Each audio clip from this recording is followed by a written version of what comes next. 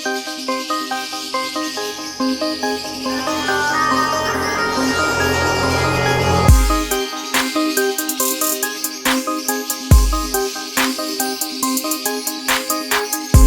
वालेकुम व्यूअर्स, आज एक और नई मालूमाती वीडियो के साथ आपकी खिदमत में हाजिर हैं।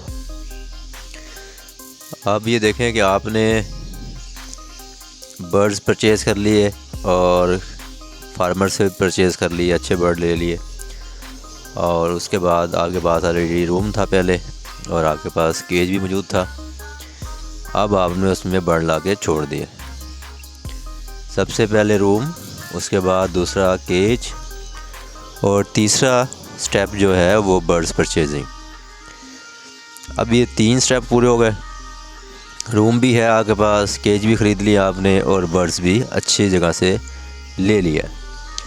अब चौथा स्टेप जो स्टार्ट होता है वो किसका है? वो है उसकी सीड का।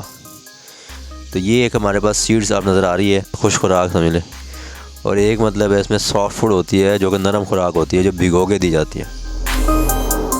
तो आज ये एक हमने खुराक तैयार की थी बर्ड्स के लिए।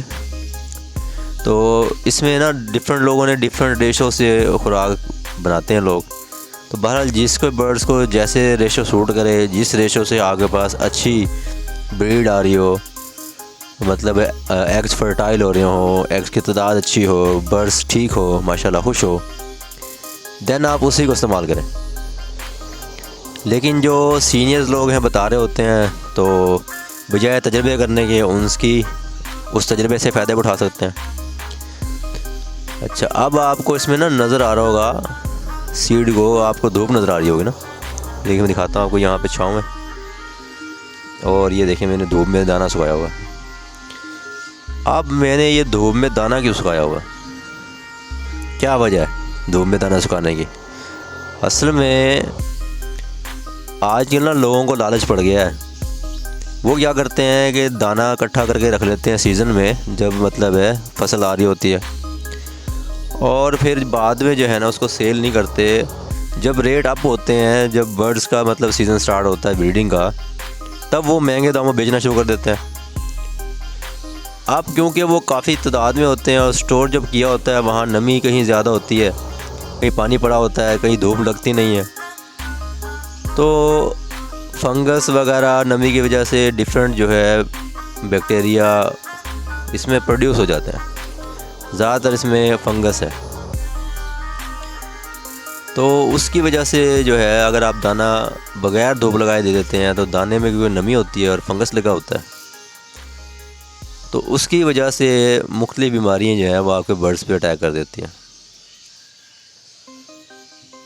तो उन बीमारियों की वजह से फिर बर्ड बीमार होने शुरू हो जाते हैं स्टार्ट में, और फिर अक्सर बर्ड्स एक्सपायर हो जाते हैं, मर जाते हैं। तो न्यू फैंसर बेचारा शुरू में ही परेशान हो जाता है कि मेरे साथ ये हो क्या गया। अब ये वो वीडियो बना रहा हूँ मैं जो आप यकीन करेंगे ना, 6-7 साल धक्के खा के नुकसान करके हर बंदे के अपने फार्मूले, तजर्बे से ये बात सीखी है। तो मैं इसलिए वीडियो बनाता हूँ कि आप लोगों को सच बताऊं और उससे आपको फ़ायदा हो।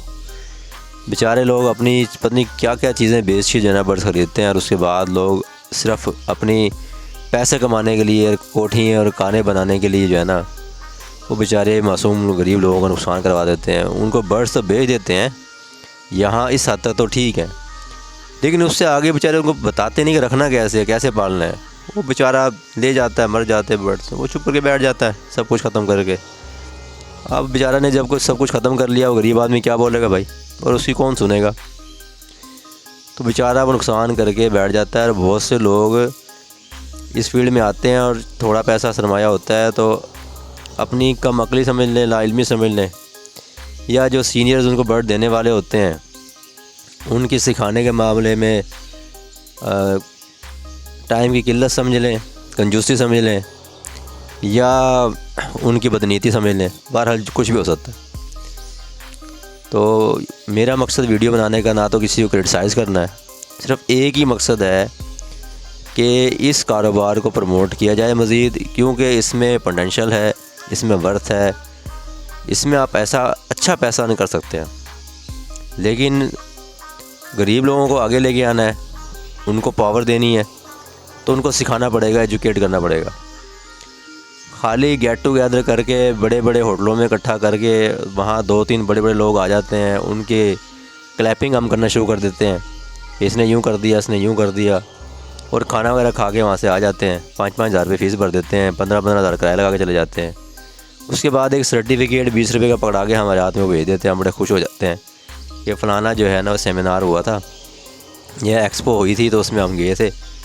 ओ जी, वहाँ फ़लाना बंदा आया हुआ था, इस नाम का आया हुआ था। अब नाम मैंने नहीं लेना चाहता, वो यूँ था जी, वो यूँ था, वो यूँ था। भाई वो तो यूँ था, आप क्या थे और क्या सीख कर आए और क्या लेकर आए हो, और इससे आपको बेनिफिट क्या हुआ?